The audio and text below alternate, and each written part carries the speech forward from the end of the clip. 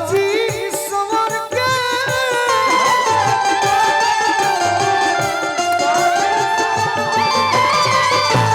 राम जी बनवले बाड़े सचहु सपर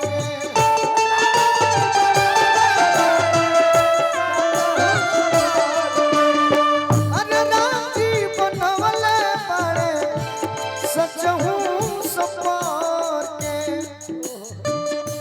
बुद्धि फेल कइले बारू बुद्धि फेल कइले बारू बुढ़ावा जवान के मुआवेलू नजरिया के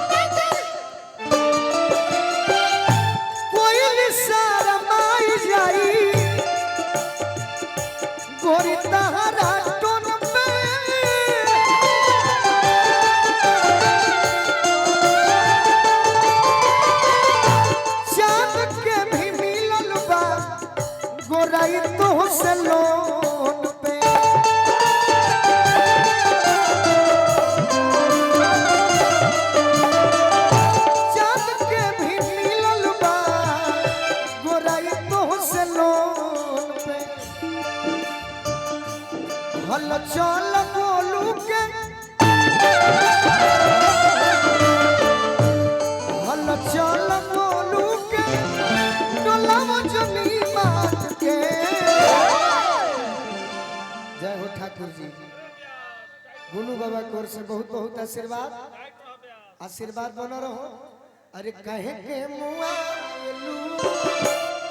नजरिया के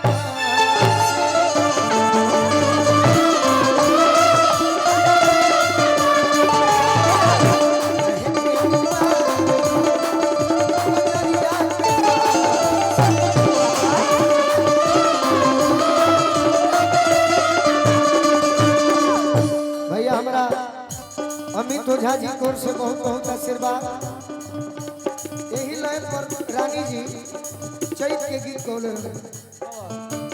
जनवा के सतुआ खा के अमवा के चटनी जनवा के सतुआ खा के अमवा के चटनी बड़ी निक लागेला बलम संग कटनी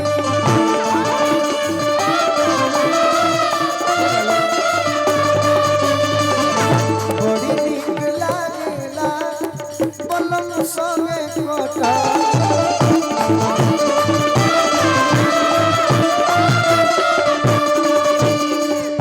हम पारी कटिया सैया करले धवनिया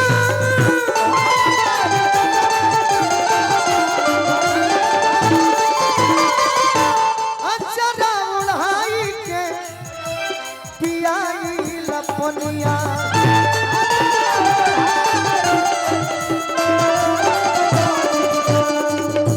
ललन भोजपुरी बोलू राजा खाती ओटनी ललन भोजपुरी बोलू राजा खाती ओटनी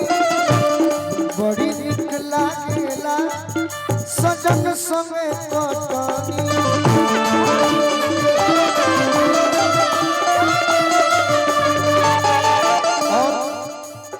फरमाइश ना पूरा होई अखी से आए वाला काम ना कि आज राजा जी के कोरवे